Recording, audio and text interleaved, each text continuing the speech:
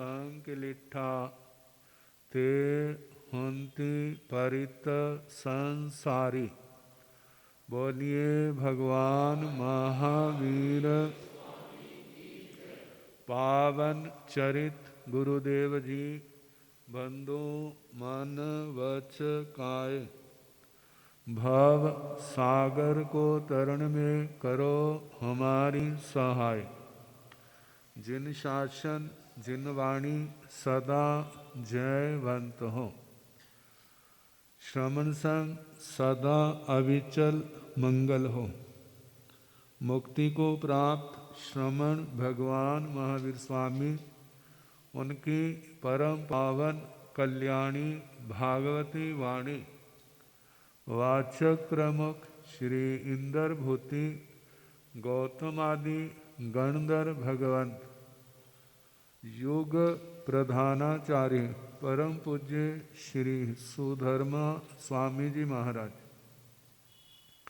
उनकी परम पावन पाठ परंपरा, वर्तमान आचार्य ध्यान योगी परम पूज्य श्री शिव मुनि जी महाराज एवं गुरुजन सबके पावन चरण सरोजों में मेरा अनंत अनंत बार वंदना नमस्कार।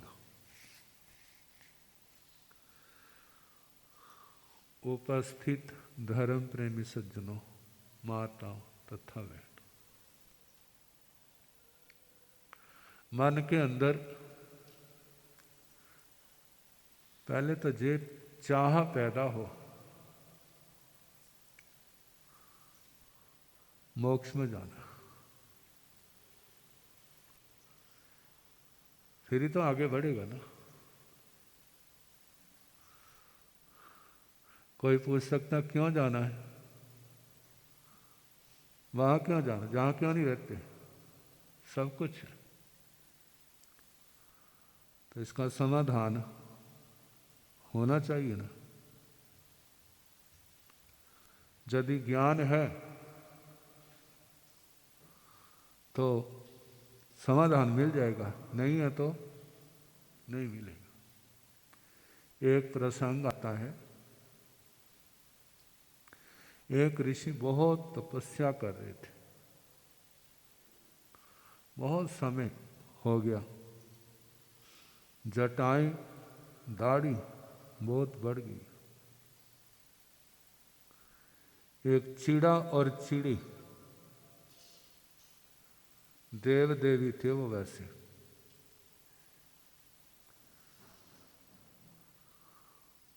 उस ऋषि की परीक्षा लेनी। चिड़ा कहने लगा, भगवान मेरा ना हिमालय में सैर करने का मन कर रहा है, मैं घूमने जाना, मेरे को आज्ञा दे। कहते मैं तो नहीं दूंगी। कहते क्यों? कहते तू मेरे को भूल गया तो मैं क्या करूंगी? कहीं नहीं भूलता। कहते तुम्हारे पर विश्वास नहीं है, नहीं भूलता, हमें पता नहीं है कैसे भूल जाते। कहते मेरे को सुगंध, किसकी सुगंध वाला? तेरी सुगंध। कहते तुम नहीं आए मैं मर जाऊंगी, तुम्हारा क्या जाएगा, तुम्हारा रास्ता साफ हो जाएगा, और कोई तो। कहते मेरे को जे पाप लगे, जे पाप लगे, जे पाप लगे, जो गिनाने लगा, कह नहीं मानू, नहीं मानू, नहीं मानू। जब सभी जगह ना करती गई, कहते भगवान मानेगी कैसे?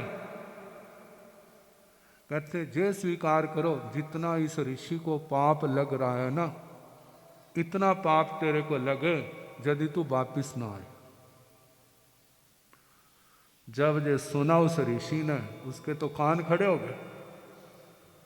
मैंने तो कभी का पाप छोड़े हैं। और गुस्से में तमा उठा, उसने चिड़िया को पकड़ लिया हाथ में। कहते क्या बोल रही है? कहते ऋषिवर आपको गुस्सा नहीं करना, आपको गुस्सा क्रोध शोभा नहीं देता। मैंने गलत नहीं कहा, मैंने गलत नहीं कहा। मैं कहते मैं कौन सा पाप कर रहा हूं? कहते आप ही तो देखो ना। क्या देखो? आपके ग्रंथों में कहा है ना, अपुत्रस्य गतिर्नास्ति स्वर्गो नैव च नैव च। कहते लिखा है? कहते हाँ लिखा है। कहते आपने इस ग्रंथ के वाक्य का उल्लंघन किया है या नहीं किया है?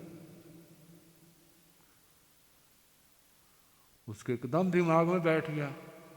कहते तुम्हारा अपुत्रस्य गतिर्नास्ति, जिसके पुत्र नहीं है उसकी गति नहीं होती, फिर आपकी तपस्या क्या कर लेगी? जा तो तुम्हारा ग्रंथ सच्चा, यदि ग्रंथ सच्चा तो तुम झूठे, यदि तुम सच्चे तो फिर तुम्हारा ग्रंथ झूठा। एक तो झूठा होगा ना। और उसके दिमाग में आया, कहते ग्रंथ तो झूठा नहीं है, मैं झूठा हूं। मैंने इस नीति का पालन नहीं किया और चल पड़े। कहाँ? शादी कराऊंगा, फिर बच्चे होंगे, फिर मैं संन्यास दोबारा लूंगा। यदि उसके अंदर जो ज्ञान की रोशनी होती तो ऐसी सोचने की ऐसी स्थिति ना आती। कहते कितने ऋषि जो कुमार ब्रह्मचारी थे वो संसार से तर गए, तो मैं क्यों नहीं करूंगा? संभव है एक अपेक्षा से वाक्य कहा होगा, अनेकांतवाद की दृष्टि से उसने नहीं देखा। ऐसा उत्पात जीवन में क्यों आया कि वह चिड़े चिड़े की बात सुन करके ज्ञान का प्रकाश नहीं था। यदि ज्ञान का प्रकाश होता तो ऐसी स्थिति ना आती। तो आपको कहा था ना कहाँ जाना है? मोक्ष में जाना है। यही की बात है। मैंने एक बार एक बच्चे को पूछा, बेटा तेरा क्या लक्ष्य है? कहना मोक्ष। माँ देख ले, वहाँ तेरे को बर्गर नहीं मिलेंगे, वहाँ तेरे को चॉकलेट नहीं मिलेंगे, वहाँ तेरे को फोन भी नहीं मिलेगा, वहाँ पर मम्मी भी नहीं मिलेगी, वहाँ पर पापा भी नहीं मिलेंगे, वहाँ पर दादू दादी भी नहीं मिलेंगे। फिर मैं क्या करूँगा वहाँ जाके? फिर मैं यहीं पर ठीक हो जहाँ तो सब कुछ है। अब इसका उत्तर क्या है? वहाँ पर इनकी आवश्यकता ही नहीं है, वहाँ पर इनकी आवश्यकता ही नहीं है। वो तो ऐसा स्थान है, वहाँ जो रस है, वहाँ जो आनंद है, वहाँ जो समाधि है, ये संसार के सुख सारे इकट्ठे हो जाए, अनंत गुना भी हो जाए, तो भी उसके क्षण के सुख की तुलना नहीं कर सकते। वहाँ कोई क्लेश नहीं, आदि नहीं, व्याधि नहीं, रोग नहीं, शोक नहीं, संयोग नहीं, वियोग नहीं, सबसे मुक्त है। जब समाधान होगा फिर व्यक्ति जो कुछ मिला है सब कुछ छोड़ करके कहाँ चल पड़ेगा? भगवान गुरुओं के चरणों में वहाँ पहुँच जाएगा। सबसे सुरक्षित स्थान कौन सा है? सबसे सुरक्षित स्थान कौन सा? जो ना एक अपेक्षा भेद से है। जहाँ जिसको सुरक्षा मिलती है उसके लिए क्या है? वो सुरक्षित स्थान है। कहते हैं घर के अंदर, जंगल में घर है तो घर के अंदर है, जंगली जानवरों से तो सुरक्षा हो जाएगी, लेकिन शरीर में बीमारी पैदा होगी तो कैसे सुरक्षा होगी? जब खाने पीने को कुछ नहीं मिलेगा जो जीवन चलाने के लिए आवश्यक है, तो फिर आत्मा की सुरक्षा कैसे होगी? तो सबसे बड़ा पहला स्थान जो है बच्चे के लिए माता पिता का है। जिसके सिर पर माता पिता है वो बच्चा निश्चिंत है। जिसके सिर पर माता पिता का, परिवार का साया नहीं है, वो बच्चा फिर क्या होगा? जब जरूरत होगी, नहीं होगी तो रोएगा, चिल्लाएगा। कहते एक बार बच्चों को ना माँ ने डांटा और बच्चों ने प्रोटेस्ट किया। क्या प्रोटेस्ट किया? हम नहीं जहाँ रहेंगे, और चल पड़े। कहाँ चल पड़े? जंगल का रास्ता ले लिया। जब 2-3 घंटे क्या हो गए, चलते चलते हो गए, थक भी गए और भूख भी लग पड़ी। जब भूख भी लगी और थक भी गए, कहते हैं अब क्या करें? अब क्या करें? कहते पहले घर जाके रोटी खाया,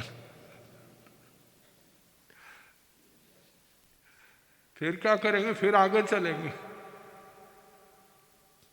अब आगे बढ़ना तो चाहते हैं क्योंकि बच्चे हैं ना, लेकिन भूख आगे नहीं बढ़ने दे रही।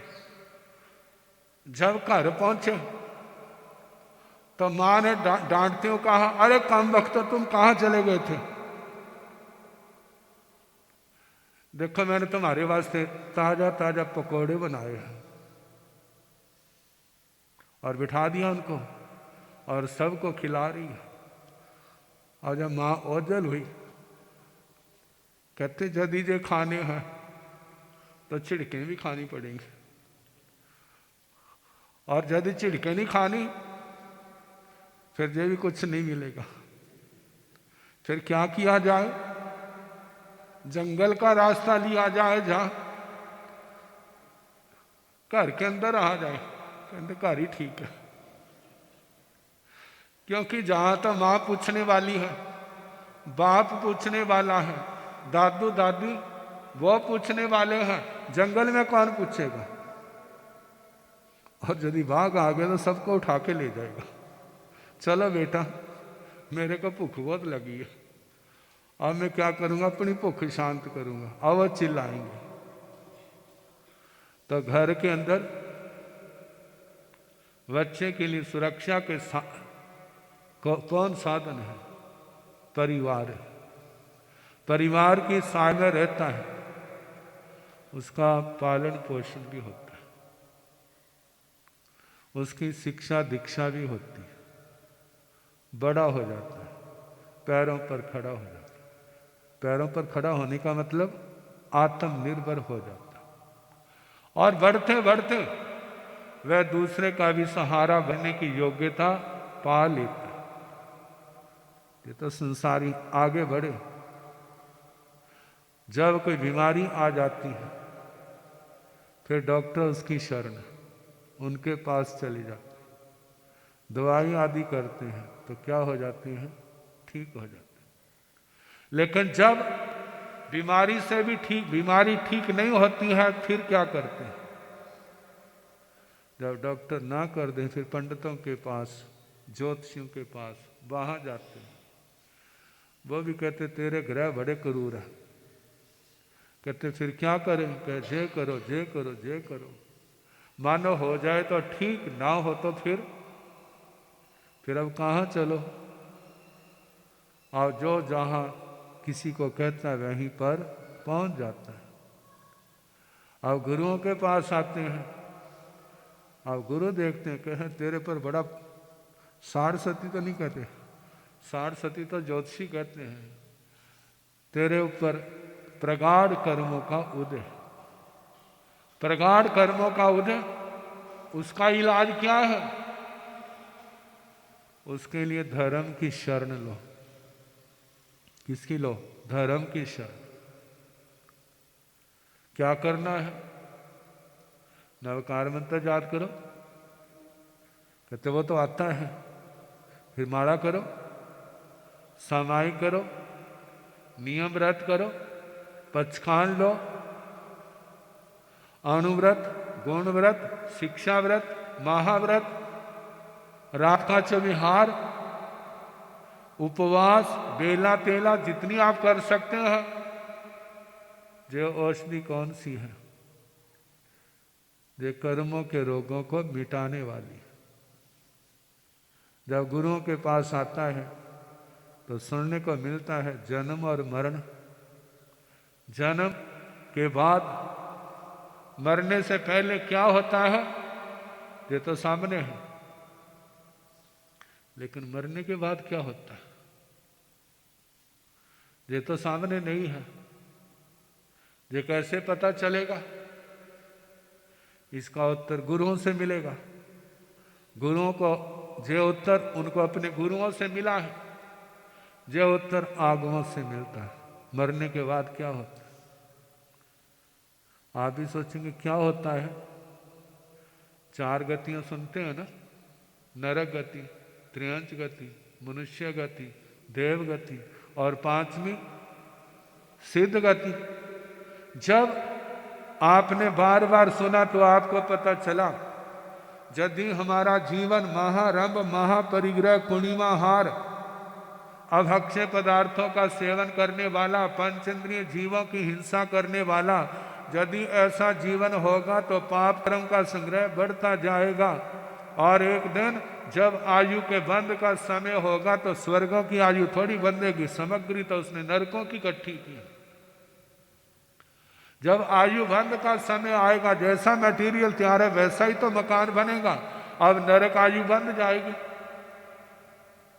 और उसका मरने के बाद क्या होगा भला? नरक में ही जाएगा। जिसका जीवन माया प्रधान, छल प्रधान, झूठ प्रधान, कपट प्रधान है, माया, गूढ़ माया, खोटा तोल, खोटा माप, झूठा दोषारोपण, झूठ बोलना, ये चारों कारण जो है, जिन क्रियाओं के अंदर माया, छल, झूठ की प्रधानता है, ऐसे कर्म करने वाले त्रियंच गति के मेहमान बन जाते, त्रियंच आयु बांध लेते हैं।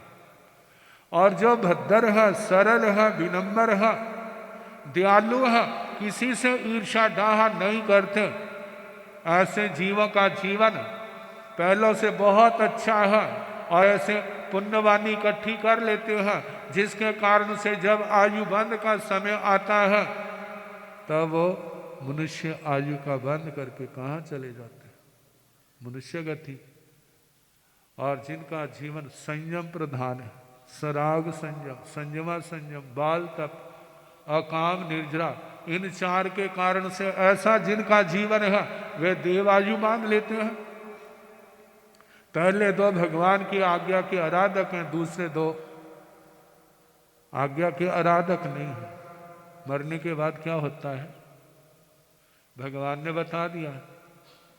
जैसे तुम्हारे कर्म होंगे उसी के अनुसार अच्छा और बुरा स्थान मिलेगा।